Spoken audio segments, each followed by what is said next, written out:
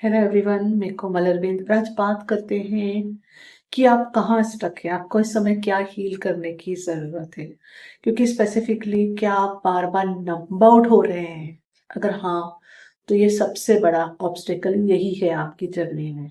ठीक है, फिर आप मैं तो लाइफ का सब एस्पेक्ट को जोड़कर लाइफ को कहती हूँ, it's like life is umbrella, but उसी के अंदर सारी जर्नी आ जाती है। आपका करियर हो, प्रोफेशन हो, रिलेशनशिप हो, या आपकी लाइफ का कोई और एस्पेक्ट, स्पिरिचुअलिटी से रिलेटेड हो या ट्विन फ्लेम जर्नी से। ठीक है, तो लाइफ का जो बहुत बड़ा इम्पोर्टेंट ये सभी एस्पेक्ट्स में अगर कोई सबसे बड़ा ब्लॉक आपकी लाइफ में आ रहा है तो नंबिंग आउट होना। जब आप नंब आउट होते हैं तो इसका मतलब क्या है? आप पूरी तरह से डिस्कनेक्ट हो जाते हैं, सबसे पहले तो अपनी खुद की इंट्यूशन से, है ना, अपनी फीलिंग से, अपने इमोशन से।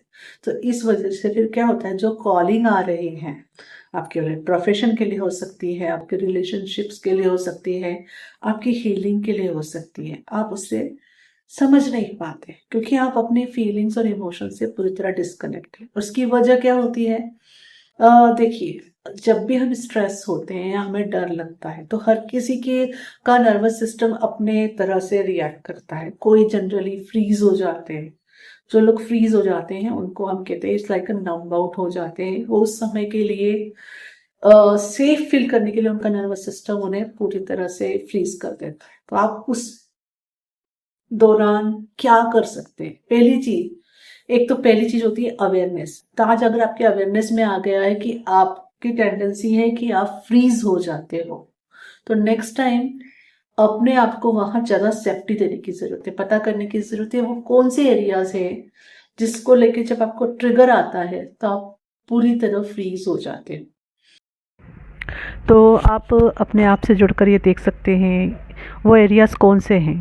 क्या वो रिलेशनशिप इश्यूज़ होते हैं, या जब आप इमोशनली ओवरवेल्म फील करते हैं, या आपको बहुत ज़्यादा स्ट्रेस हो जाता है, या कोई अनरिजॉल्व ट्रॉमा है, या कोई और रीज़न्स भी हो सकते हैं। अपने आप से जुड़ के पता करने की कोशिश कीजिए वो एरियाज़ कौन सा है। क्या मनी को लेके है जहाँ आप इजीली नंब आउट हो जाते हैं?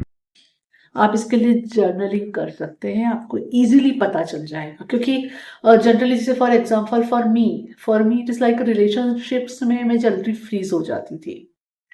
ओके, इट्स लाइक पूरी तरह से मुझे कोई ट्रिगर कर दिया तो मैं I used to feel like oh मुझे कोई प्रॉब्लम नहीं हुई है, बट वहाँ लॉट ऑफ इमोशंस होते थे, मैं फ्रीज हो जाती थी, मैं फील ही नहीं कर पा रही थी, है ना।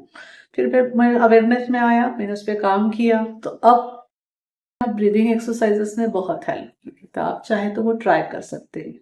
जब हमारे नर्वस सिस्टम सूदिंग फील करने लगता है तो फिर इस तरह के जब ट्रिगर्स होते भी हैं तो हम उसमें उस तरह से पहले की तरह रिएक्ट नहीं करते हैं, काफी बेटर वे से रिएक्ट करते हैं। ओके, इसका जो सबसे पहला बेनिफिट होता है कि आप, जैसे मैंने फ्रिज, ये स्पेसिफिकली फ्रिज को लेके ही मैं बना रही हूँ, नंबर आउट को लेके ही बना रही हूँ, तो आप वो चीज करना बंद करोगे। उस समय आप डिसोसिएट होने की जगह अपने आप से कनेक्ट होके फील करोगे कि ठीक है, हो सकता है कुछ मिनट के लिए हो जाए। फिर आप देखोगे, अब उससे भागोगे नहीं कि यहाँ पे क्या फीलिंग्स थी जो मुझे ओवरवेलम कर रही थी, यहाँ पे क्या डर था, पाने का, खोने का, या मूव ऑन होने का।